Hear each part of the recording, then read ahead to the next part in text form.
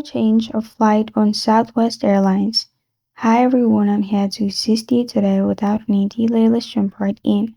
First, open Southwest website. Here, click on My Account at the top right corner. After you're in My Account, click on Trips at the top.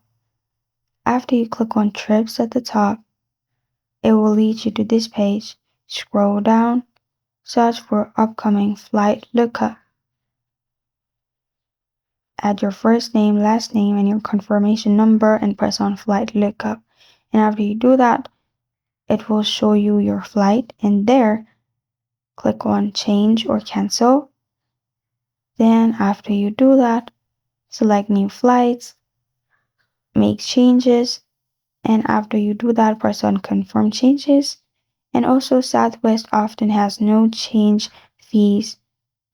Fare difference may apply, but make sure you look at the cost before confirming as well. And this is how to change a flight on Southwest Airlines.